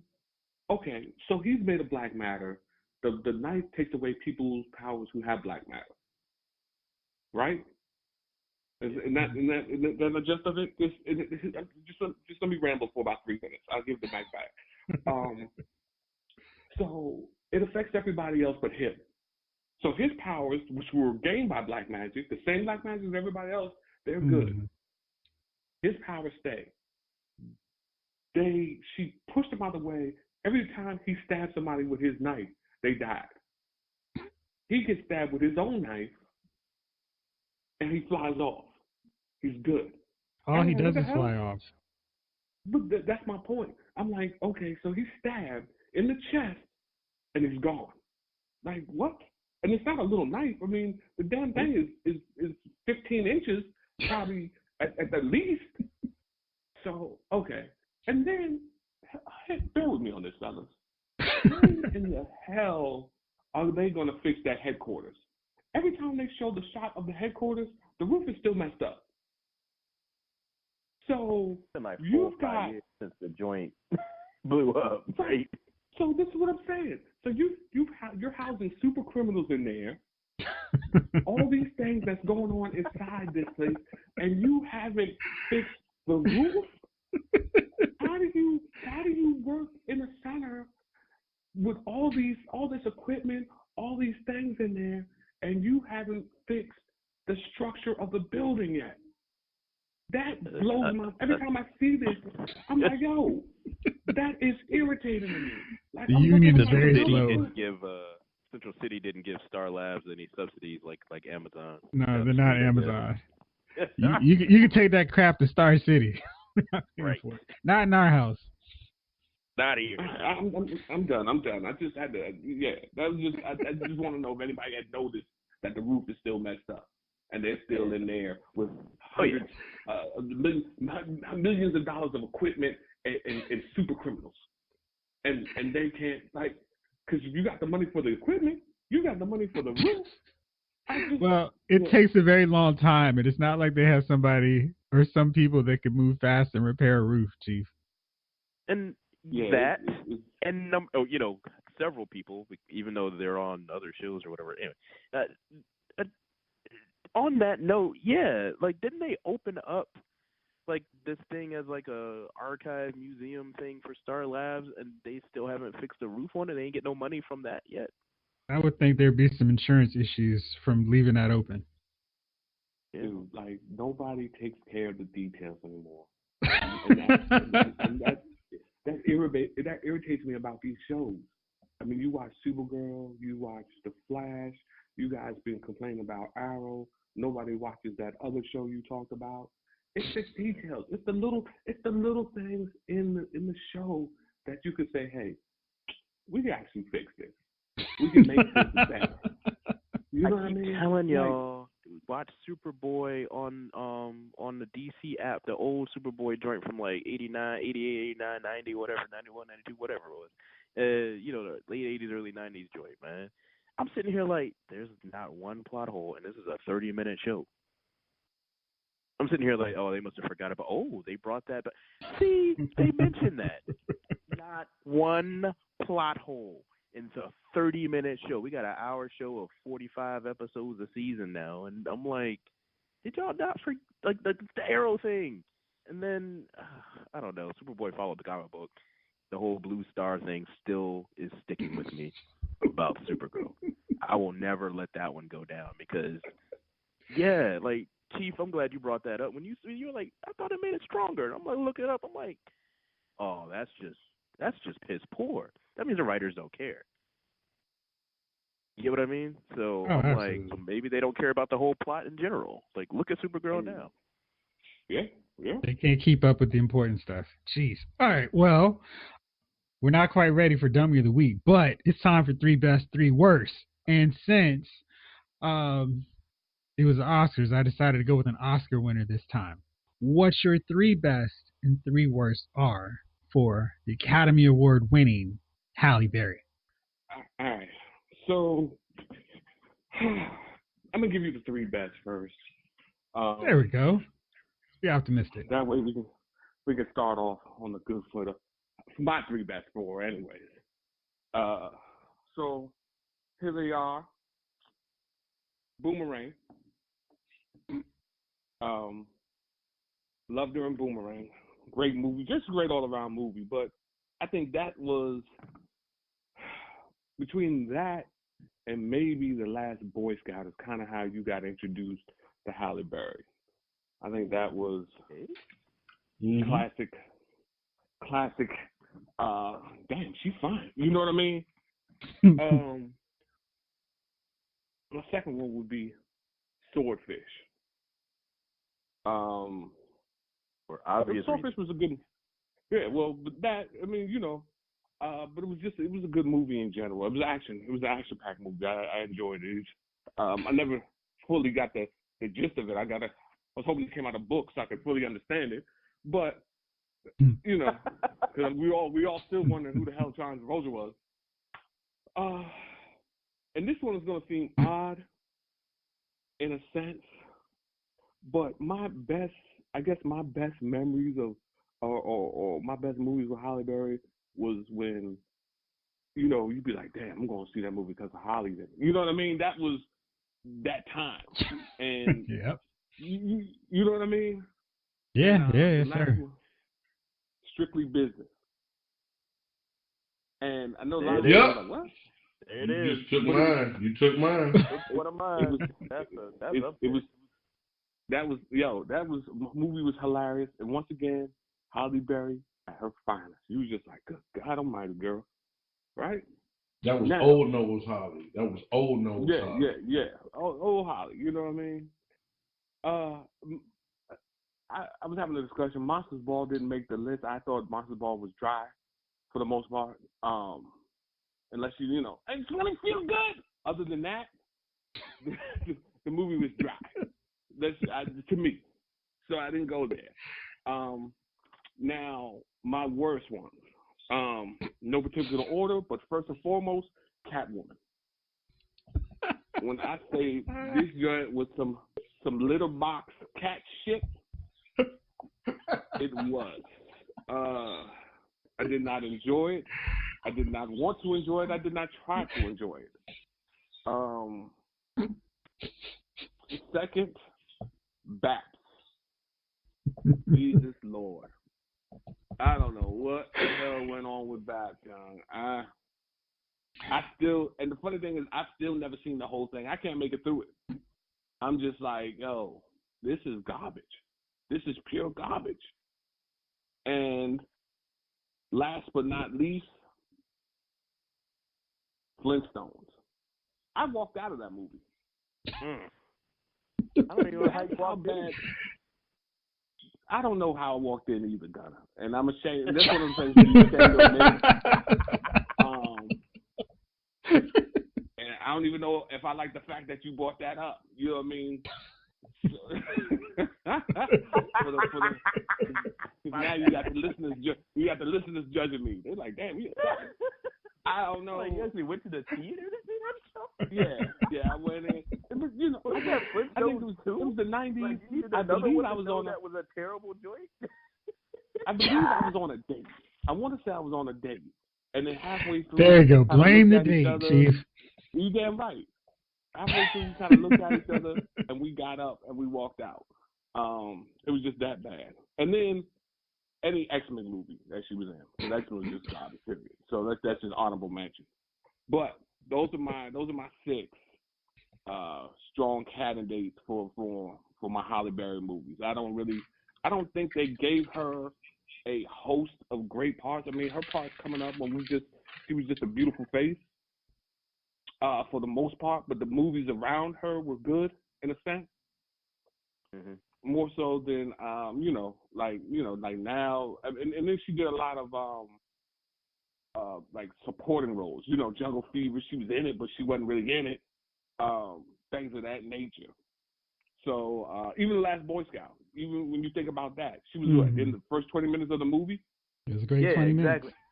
She made it 30 minutes of the movie, right? Yeah. Right. So I couldn't. No, Corey, don't get out the car. Right. Oh, Corey, right. don't get out. What's going on? You like, right. It is what it is, man. Mm. Good list. Who wants to go next? I can go. Hello? All right, Gunner, what you got? I'm going to go because I'm going to go with the worst first. Because why not? And also they literally echo Chief's thoughts. Catwoman can only be watched on mute for a little while. I had to this day have not made it all the way through this movie. I've seen the beginning, said nope, can't do it. I've seen the middle, said what the hell. I've seen the end, and I was like, really? I don't even want to know how they got there, so I'm good. That, there's nothing more to say than that. Like, that's it. There's no other reason other than just the fact that it exists. And all X-Men movies. Like I said, it's the same list. I was just like, I was going to the same list. All the X-Men movies except for Days of Future Past when she gets stabbed by a Sentinel, and I'm like, thank God. I hope that's metaphoric, the end of that version of Storm, because that was the worst version of Storm ever. What does the Toad do in a... Yeah, no, we don't know. Okay, so we're moving on to the best. Three best. Okay. Boomerang, obviously. Come on. The movie's great, soundtrack's great, everything's great. Toni Braxton even had to have the hairdo the same way. Think about that. Bam. That was probably one of her best roles. The end. She actually acted well. She's not the strongest actress in the world. But she acted really well in that movie where you didn't think that she would ever have that tag on her, as one of the weak actresses, right? Like, in that movie, she was great. Strictly Freaking Business. Let me tell you about this movie. This movie is so male-centric and da-da-da, blah, blah, blah. I wouldn't make it past today, but I don't care. I watch this movie anytime it comes on. Tommy Davis is hilarious. My man who played Wayman Tinsdale III, that dude was jamming on the one, hilarious, chasing after this girl, got the girl. You know what I mean? Got rid of the hula hoop chick that was in every other 80s movie. You know what I mean? What's her name? Paula J. Parker. Yeah. Right? Yeah. Yeah. Joseph C. Phillips was the old boy's name. No, that wasn't Paula J. Parker. That was Anne-Marie Horsford. Anne-Marie Johnson. Right. Yeah, that's that Right. joint I'm with gonna get you, sucker. I'm What's gonna happening get you, sucker. now? Gotcha. Yeah. Your boy Samuel L. Jackson was in that too. Samuel L. Jackson was in there too. Yeah, you heard him. What was his name in that? Monroe. Monroe. Oh, that was left, such a right, movie. left. The cat in, out, in. Oh gosh, that's such a good movie all the way. And Halle just filled that role, right? Like, and she played it well. And then they actually added depth to her character, and she acted again. She acted really well. You had no idea that she was going to be such a bad actress later on in the 90s. Right? Between Boomerang and Strictly Business, you're like, man, this chick's on the way. Here's another movie. Mm-hmm. Why Do Fools Fall in Love? Come on, the Frankie Lyman story. She played the hell out of what's her name? Oh, yeah, she did. She was really good in that role. Oh, my gosh. One of the many wives that he had. Oh, my goodness. She played that well and played opposite of Vivica Fox. I mean, that was, they did well. They did well. So I got to throw that up there. Like, Why Do Fools Fall in Love was definitely one of her best roles. Honorable mention because it wasn't on the big screen. Introducing Dorothy Dandridge. Goes under everybody's radar. Yeah, no, she's very good in that. HBO. I don't. There's no one else who could play that role. Unlike Storm, where we had plenty of people who could play Storm, and they just said, "Hey, let's throw this black chick in there." No, there's only one person that could play Dorothy Dandridge in that time, and that was Halle Berry. Mm-hmm. Honorable mention of Swordfish for obvious reasons, but no, real honorable mention definitely goes to introducing Dorothy Dandridge. I really recommend that movie, by the way. Good one. Jayce, how about you? Okay, let's go with we're gonna. The funny thing is, we actually kind of liked all the same and liked and hated all the same movies. For my best, I definitely have Boomerang. She was the. I mean, let's be honest. I don't know anybody in that early '90s that would have chose. I mean, Robin Givens was just like, huh? What? Come on, man, you tripping. So that Wait a second. In no, that movie, compared to Halle, no. Back then, Robin Givens was the it girl, and Halle Berry was coming. Yeah, man. Okay. See, I would give you the hot take, but I'm just gonna show when she comes through the door with the trench coat on. What did you see? Listen. I'm black woman don't you do that was my MO in college, man. Don't. Okay, all right. Yeah, Gunner was going around in trench coats. I'm like I was like, wait a minute. I'm gonna stop Gunner from getting himself. I wouldn't say that, but like, whoa. But I've had the opposite. I've had the same thing happen as well. Hey. Man, Gunner's about to get a Me Too complaint here. Come on, man. Jeez, man. Damn. But don't forget that movie. As you brought up that scene, that movie brought that trend. Whether it was back or not, I don't know. I was too young, but it definitely brought that trend in the '90s where women were doing that a lot. They were like, "Oh, I'm gonna pull up Boomerang." You know what I mean? Just wear trench coat with just the panties on. Don't forget that's what started that. And guess what? That woman would get in the door. It's like it was an effective strategy. Good job. It worked. Okay. All right. Low Hall represent HU. Sorry, go ahead. All right. Next up, Swordfish. Yes. Yes, for obvious reasons, but it was actually a cool movie. I mean, it was like her character was actually pretty cool in it. The next one, I'm going to take some slack on, but I didn't see some of the dramatic movies, but I'm going to go with Die Another Day. Yes. Yeah. Yes. Was this one of the more ridiculous James Bond movies? Yes. But the bad guy in it was actually pretty cool. And if things worked a little different, they might have had a Jinx spinoff. It like I said, her character was very good. They were talking about that. You know what the problem with that was? For whatever reason, Bond never hit off Jinx. What Bond movie do you know? He did. He sure did. They were playing with the diamonds. When did he hit her? At the end? At the end. The diamonds at the end. They were already naked. He doesn't call it. It wasn't enough. I was sitting here like, please keep panning up, pan up, pan. Oh man, I remember that song. But they already gave you her coming out of the ocean. I mean, let's be honest. You could only take so much of that. Like, I mean, especially on a date, you could not. Yeah. Okay. Sorry. On my worst list, I honestly admit this. I truly cannot sit through this movie. I tried to watch it just to see. I was having trouble going to sleep, and I was just like, all right, maybe if it's so bad, I'll just go to sleep. But I put on Catwoman, and I'm just like, I can't do it. This is just, no, I can't do it. I'm not going to do it. Not going to do it. Next, X-Men Last Stand, because every actor in that is going on. Anyone who's in that, that movie is going on their worst of list. That movie was just god awful. And rightfully should have killed that franchise, but then Bryan Singer decided to get his claws back in it.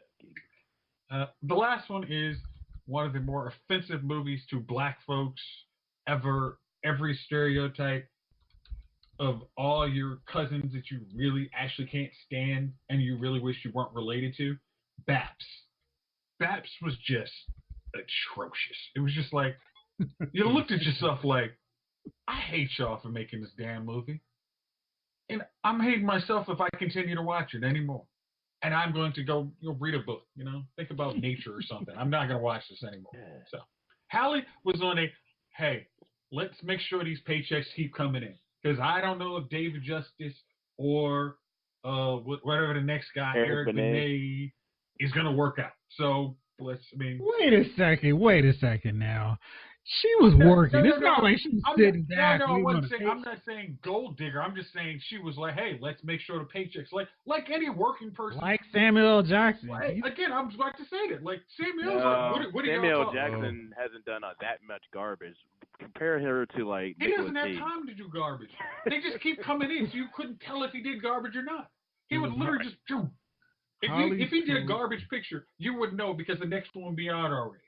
Halle's career has been a parade of trash. Yeah. It has been a parade of terrible movies. I'm thinking there's some movies on here that I didn't watch, and I know some of you watch. So, Trevon, go ahead. I'm sure you watched some of those. Allow me to reintroduce myself. Dude, I'm going to start with the worst of Halle, and I've seen just about all these movies. And there's some worst of gems. Just Gotham. I think you're Robert Downey Jr. Yes. Like this is post. I think that was like post Monsters Ball, where I was like, I get to see Halle Berry naked in every movie. So I was just watching to see if I get to see Halle Berry naked in the movie.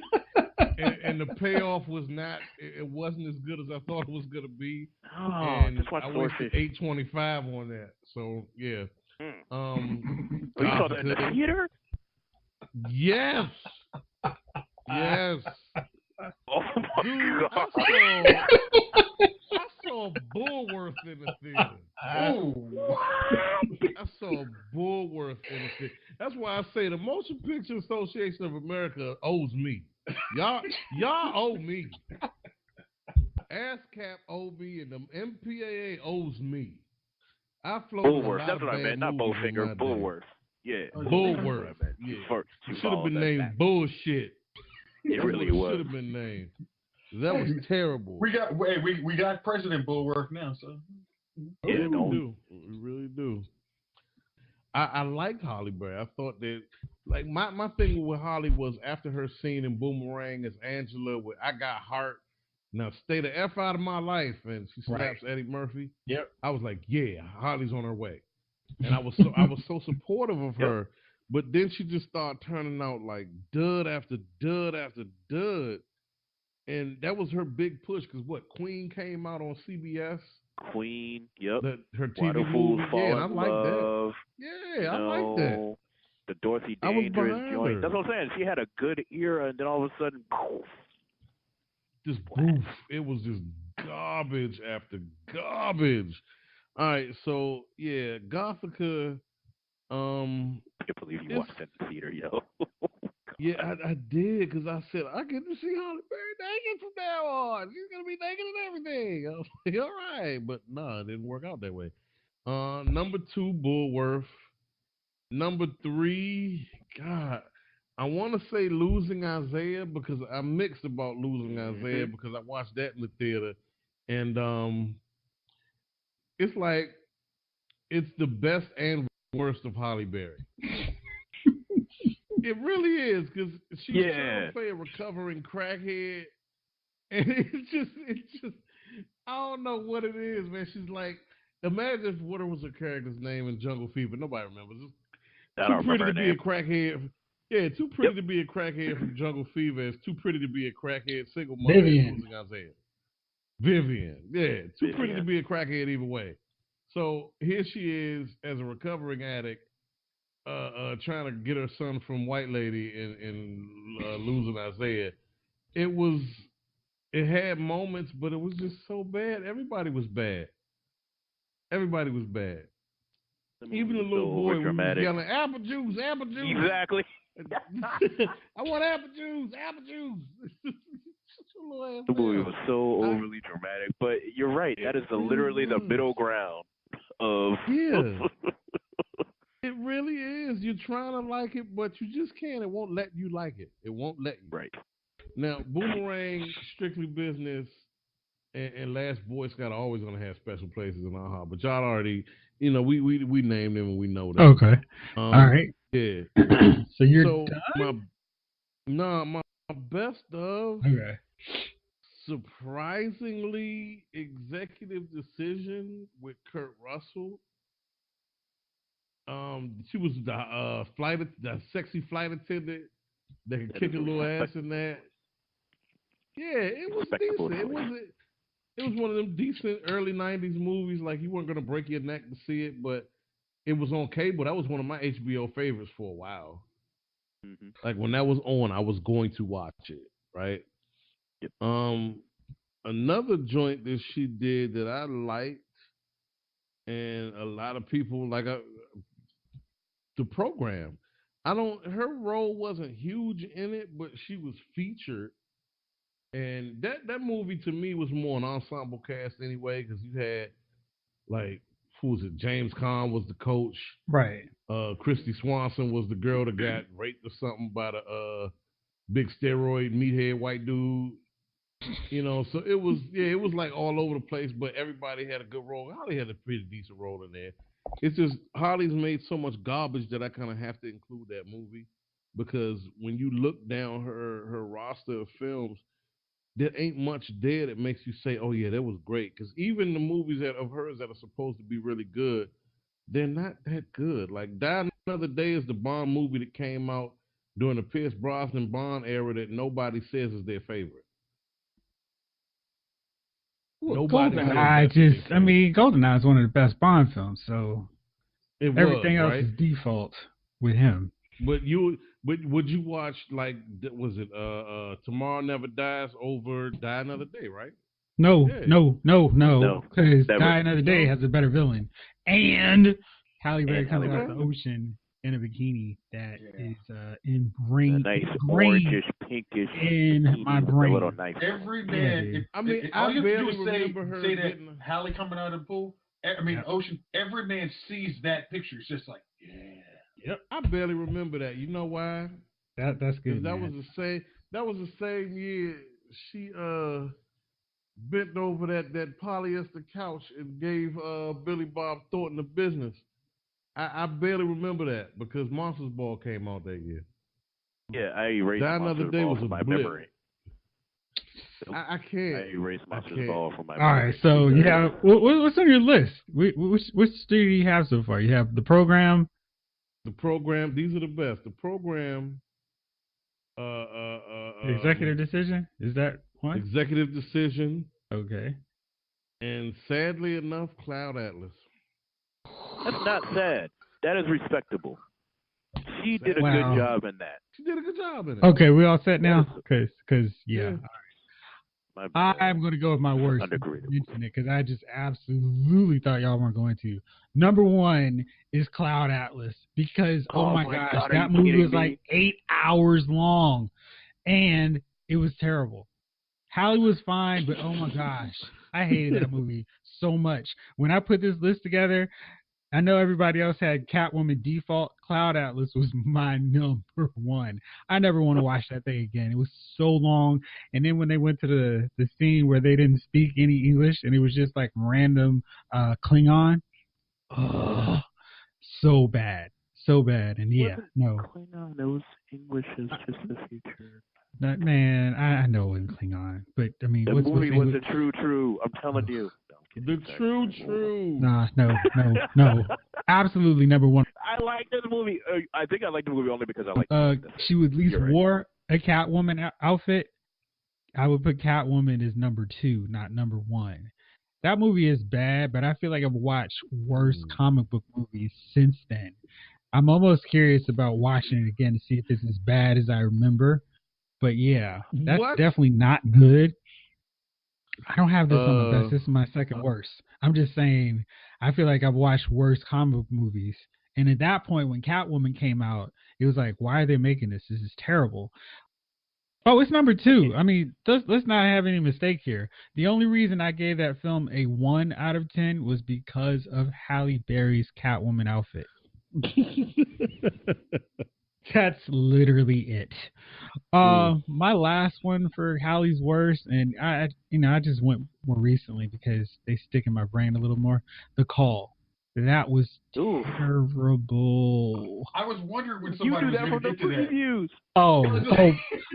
But I had to see it, but it was bad. I mean, Hallie as a response what was she doing? She was at a call center. The call. Yeah. And then she decided she's going to help this kidnapped Abigail Breslin, and she's going to find her, even though she's dating Morris Chestnut, who is a police officer and who could take care of the situation because he's a trained cop. She's going to go do it herself and get kidnapped. It was awful.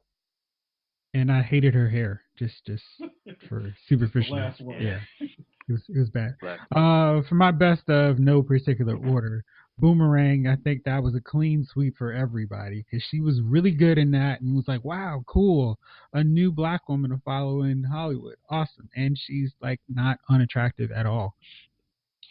I definitely put Die Another Day on there because Halle has done a ton of movies where it's playing up her hotness and having a little spunk to her, and I think that movie was the best of those Halle movies where she's got this check me out, I'm a fierce female, and she did it well in that movie, and I thought she played off of Pierce Brosnan just fine, and to the point where I was like, you guys are really pushing for this Jinx spinoff, right?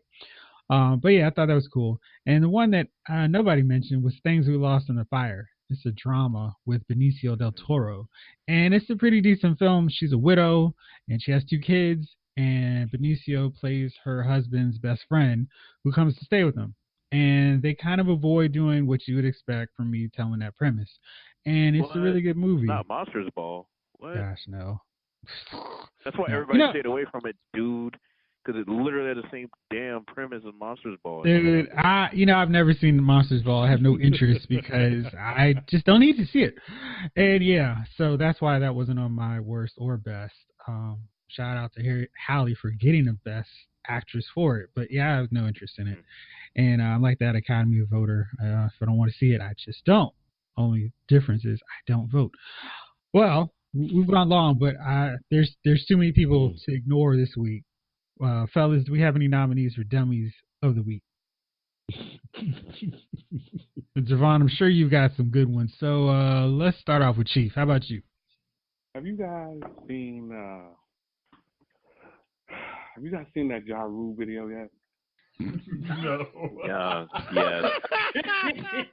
The one at the game. Yes. Where he goes to hype the crowd and there's silence. I mean, Do you see the whole video? Oh my god! Just that piece.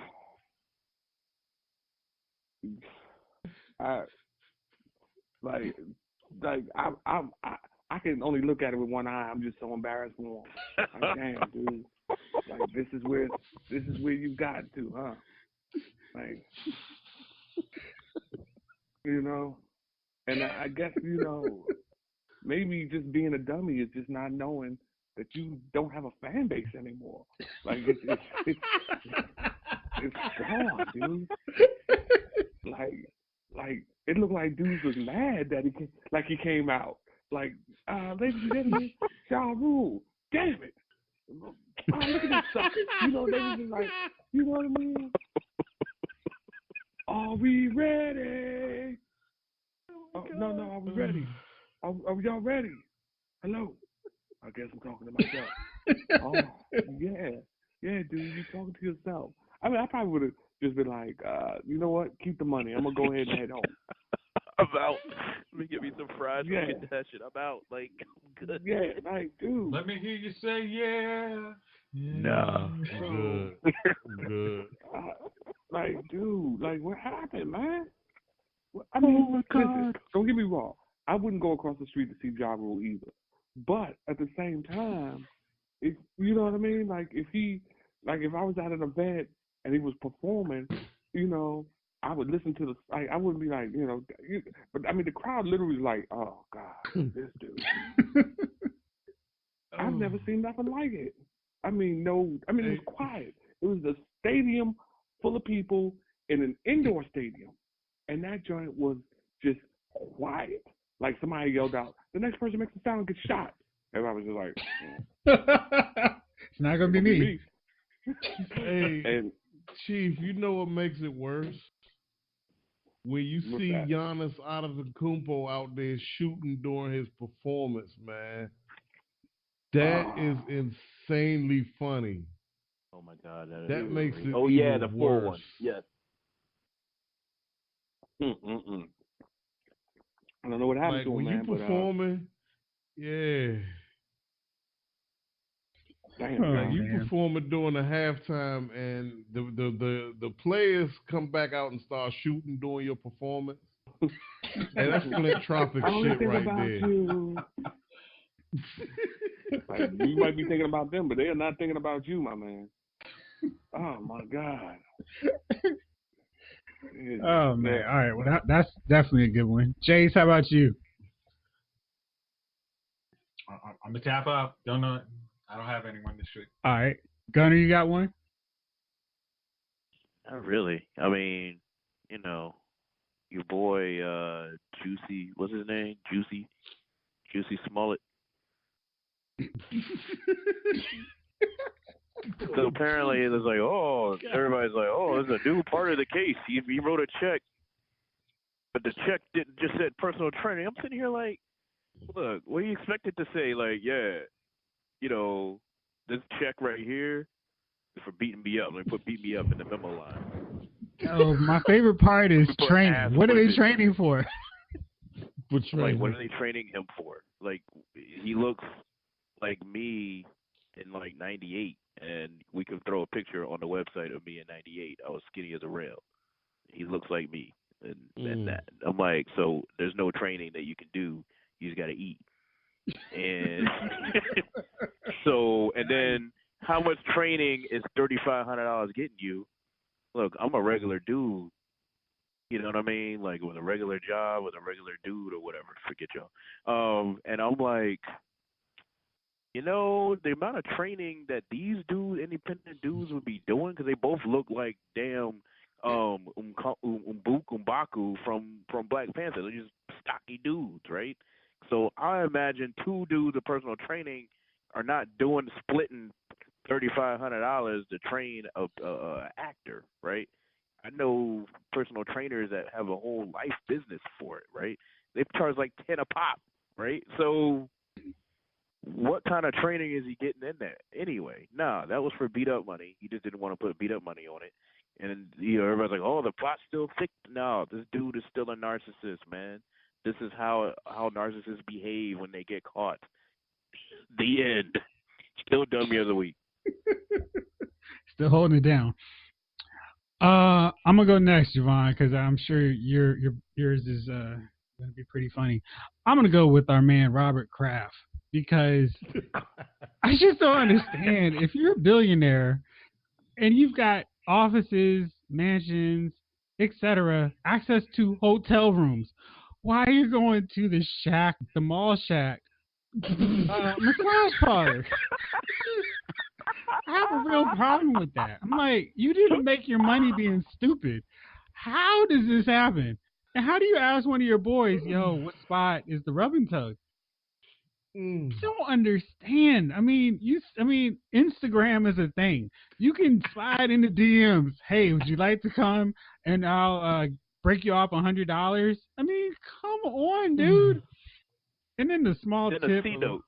Yeah, dude. $100. This is to keep that you dude quiet. is old, really? man. That's like the 70s and the 80s. That's how you tip in the 80s. Here you go, man. There's a C-note. Carter Schmidt, man. Go in. He's acting like he doesn't know TMZ exists, and they'll just pay more than $100 to get the video from the parlor. I'm like, dude, apparently there's video of him like going, like having 3 girls. Like, really, Robert? Yeah, I don't need video of that. Come on, man. Nobody wants that visual in their head. Like, come on. It's probably already on Pornhub, man. I mean, I'm thinking that's not going to be the most downloaded thing. I Least guys, downloaded rubber video ever. this is the Got first negative time I downloads. actually want to see TMZ bust somebody and like really put them out man. there. Because these owners act so high and mighty, and I really want to see Kraft go down like he made those alleged sex traffic employees do while he was a massage parlor. I mean, I don't understand. You can't be that stupid and rich, or Honestly, can though, you? if it was What? like Daniel I was Snyder, joking. I would like to see him because it's like, especially I will have Kaepernick on my team, but I sure as hell would love a good rubber tug from a sex worker. Like that, I would be okay with. But Kraft is like, he's single. I mean, hey, he hadn't figured out Instagram, Twitter yet. So Dude, give him come a on. second. No, He's using I'm gonna give him a old hotel room. Hey, I mean, you watch movies. Hey, call some girls. I mean, dude, seriously, it's not that hard. His Rolodex probably isn't too open.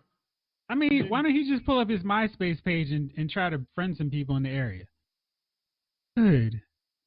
Dude, So we live he's in DC, man. Bama's are making six figures, getting girls all on him. So I'm yeah, pretty dude. I mean, he doesn't have. hey, A I mean, shortage. all he has to do is be like, hey, I'm the owner of the Patriots. He can go to any bar in New England.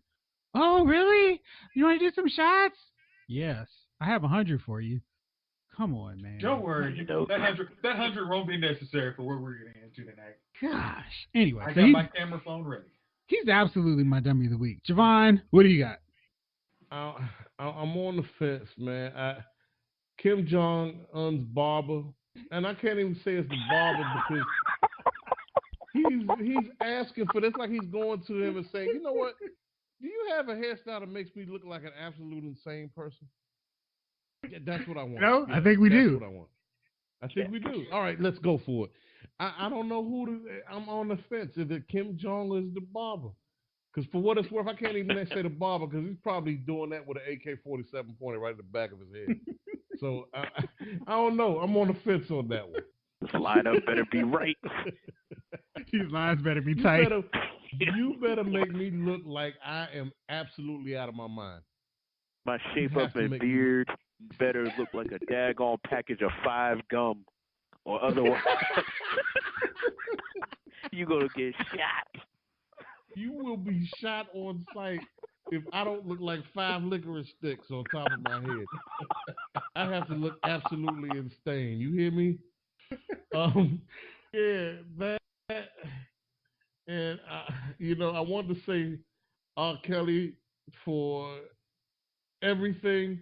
Oh, but moreover, you can't even post your own bond. okay. Can I get the? Can I take the last one? Just because Okay. you brought up the right one. Please. I'm please. gonna say that also contributing to that is the woman who paid his bail. Woman. Mm. Yeah. Hmm. The daycare center lady. That is ridiculous. It's like Wow. honestly, we got a whole lot better You things. take your can put kids up there Monday morning? $100,000 in. You're gonna put $100,000 up for a dude you don't know, and just I think he's not a monster. How about you just Bruce put don't that matter. money? Hey, real fast, because I saw this and I just want y'all's quick opinion.